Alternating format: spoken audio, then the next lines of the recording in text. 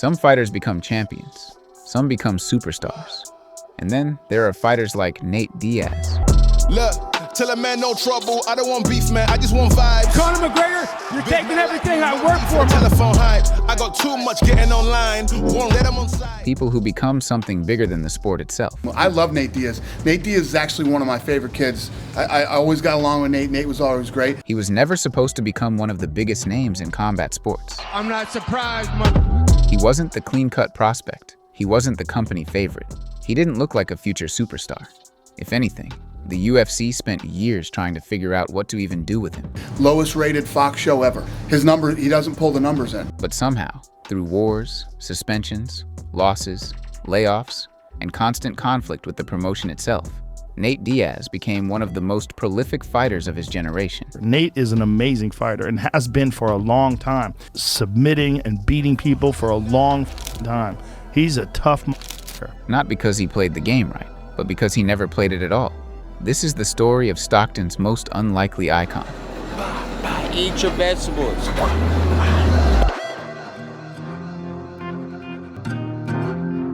Before the UFC, before the press conferences, before the McGregor fights, there was Stockton, California. And if you understand Stockton, you understand Nate Diaz. Stockton, California, baby, you already know what's up. Stockton was never glamorous. It wasn't Hollywood.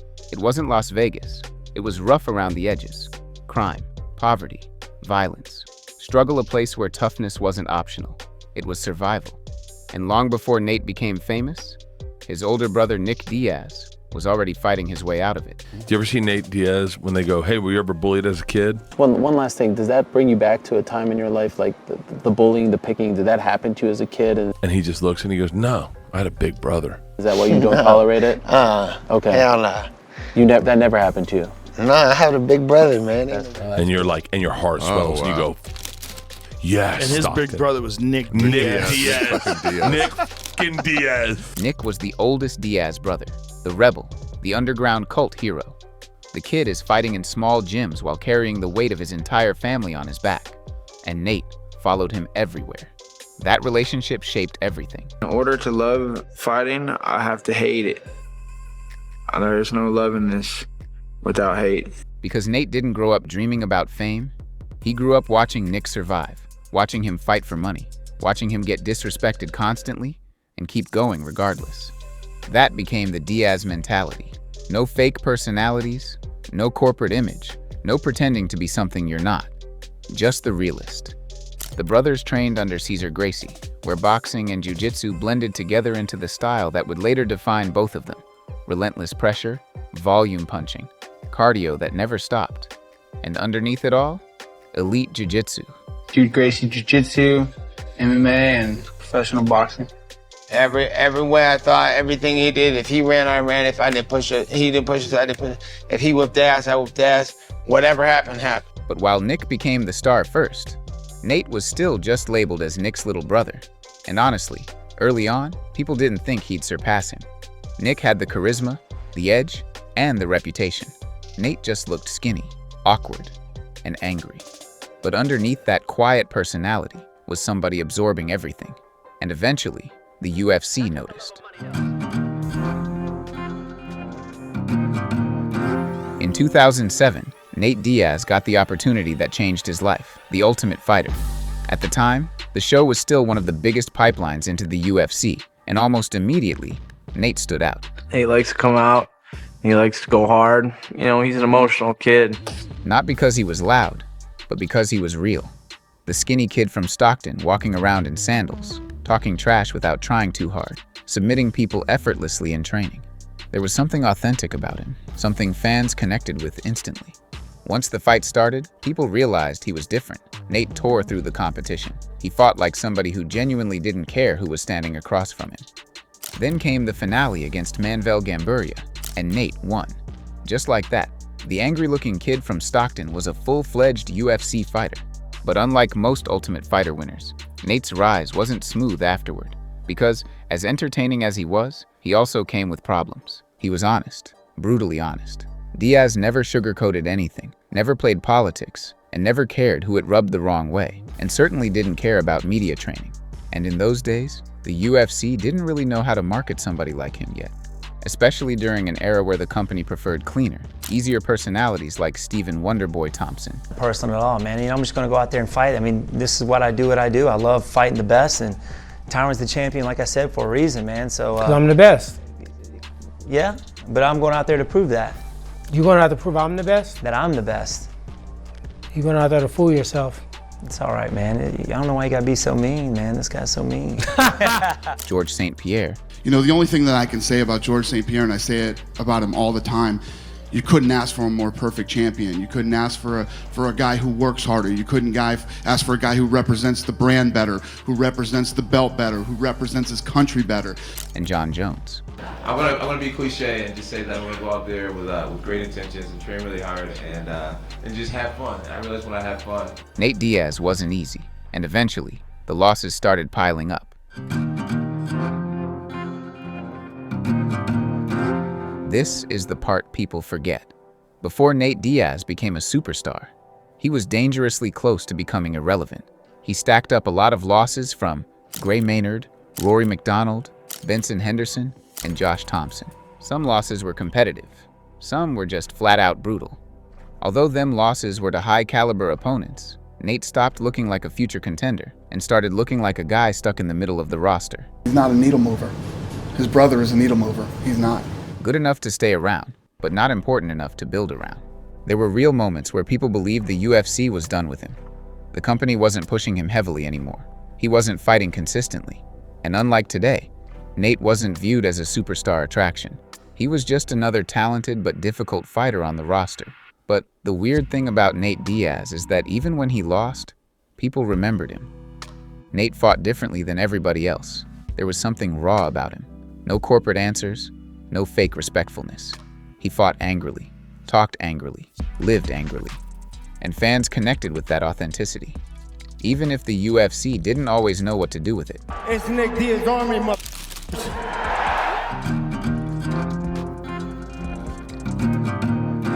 In 2016, Conor McGregor was untouchable. He wasn't just the biggest star in the UFC, he was becoming the biggest star combat sports had seen in years. To him being this worldwide phenomena, he's the biggest combat sport athlete, not just of today, ever. He had knocked out Jose Aldo in 13 seconds. He was selling out arenas globally, and everything around him felt massive. Then, Rafael dos Anjos pulled out of their fight lightweight title fight with an injury, and suddenly, the UFC needed a replacement. If you had to make a guess which way they're going to go, I'm going to lean Nate Diaz only because it's a bit of a curveball. Cerrone seems like the prohibitive favorite, but I think there's something about that Diaz spunk that might sell them. Nate Diaz accepted on 11 days' notice, and at the time, almost nobody thought he would win. Even Nate fans mostly saw it as a fun matchup, but Nate saw something different. He saw exhaustion, pressure, and opening. See, come and see what happens. Yeah, right. I told you I'll put a hole in your face. Yeah, right. You'll be breathing out of your life. Yeah, right. From the moment the fight started, something felt strange. Conor was landing early, but Nate kept walking forward, talking, smiling, eating shots. And slowly, McGregor started fading. Then came the moment that changed both of their careers forever. Nate rocked him. McGregor panicked, shot for a takedown. Nate took his neck, and within seconds, there was the tap. Overnight, everything changed. Hey, I'm not surprised, Nate Diaz went from cult favorite to global superstar. The UFC finally realized something important. People loved Nate because he couldn't be manufactured. You couldn't script him. He felt real in a sport becoming increasingly polished. And that authenticity made him massive. And then I put a knee in his stomach and I heard him go, huh, and I'm like, yeah, this is good, this is good. And then all of a sudden he's shooting for a takedown, and I'm like, oh, you're a wrestler now. You're a wrestler. I remember I'm the black belt in jiu-jitsu. Suddenly, everybody was throwing up Stockton hand signs. Everybody was saying, I'm not surprised. Everybody wanted to be Nate Diaz. If you could be a superhero, like, which superhero you would be? Nate Diaz, what do you think?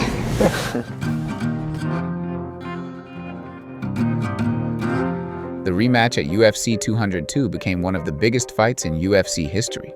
And honestly, it's still one of the biggest fights the company has ever promoted. So killer can't be killed again, USA. Their rematch started almost identical to the first one. with Conor and Nate having huge moments in the first rounds. Conor dropped Nate early, with precision. But, as the fight went on, Nate knew Conor would eventually get tired. And, just like their first meeting, he did. In the third round, McGregor was out of gas, eating big shots from Diaz, keeping his hands down, but then, something happened.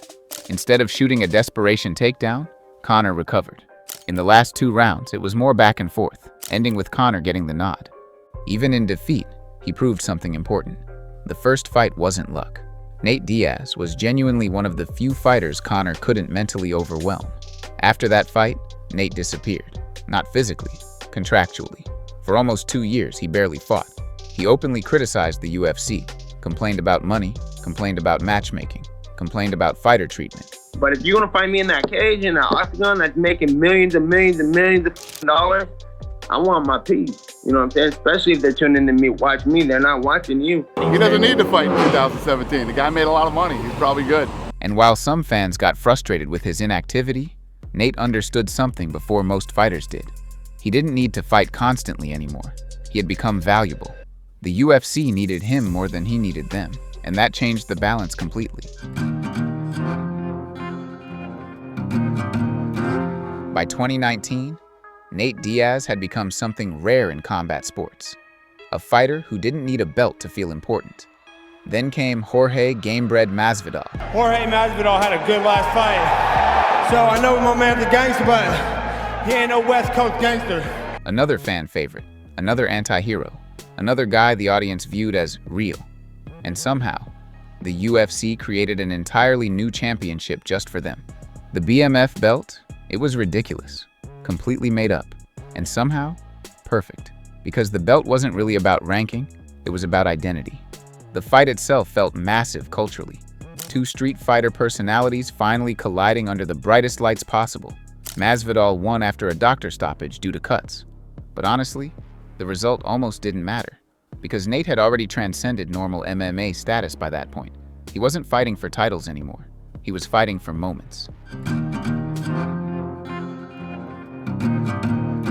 As Nate got older, his relationship with the UFC became more complicated.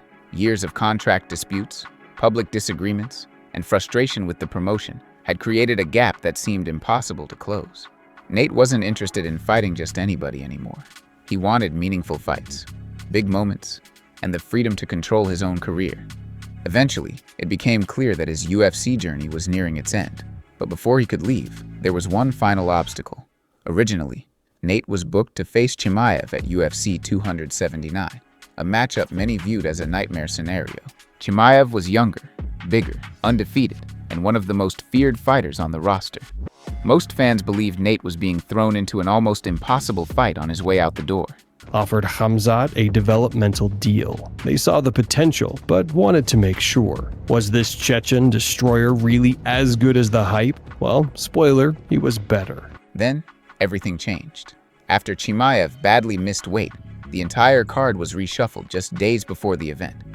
Instead of facing the rising contender, Nate found himself matched up against fellow UFC veteran Tony Ferguson. In a strange twist, 2 of the most beloved fighters of their generation were suddenly standing across from one another. What followed felt less like a contender fight and more like a farewell to an era. 2 fan favorites, 2 fighters who had spent years delivering unforgettable moments. 2 careers that had taken very different paths, but somehow arrived at the same place. And fittingly, Nate didn't leave quietly. In the 4th round, he locked up a guillotine choke and submitted Ferguson, earning a victory in what would become his final UFC appearance. After the fight, Nate stood in the octagon and made it clear he wasn't done fighting. He was simply done waiting. I wanna get out of the UFC for a minute and show all these UFC fighters how to take over and own up another sport, how you're supposed to do it. For the first time in nearly 2 decades, Nate Diaz was a free agent. And even outside the UFC, Nate still mattered. He boxed Jake Paul. Nate didn't stay away too long, returning to MMA under different banners, staying active in combat sports culture. Because Nate Diaz stopped being just a UFC fighter a long time ago, he became an archetype, the anti-establishment fighter, the guy who never changed himself to fit the company, the guy who lost huge fights but somehow became bigger afterward anyway. And honestly, That's why people still care about him. Not because of championships, not because of records, but because Nate Diaz always felt real. Even when it hurt him professionally, even when it cost him opportunities, even when it made life harder. Nate Diaz's story isn't really about becoming champion. It's about surviving a sport designed to change people, without letting it change him. He came from Stockton with his brother, fought his way through the Ultimate Fighter, nearly got forgotten by the UFC, then changed combat sports forever in 11 days against Conor McGregor. And somehow, through all the chaos, the lawsuits, the losses, the wars, and the endless conflict with the UFC, he became one of the most beloved fighters of his era. Not because he was perfect, not because he always won, but because people trusted him to be real. And in modern combat sports, that might just be rarer than greatness itself.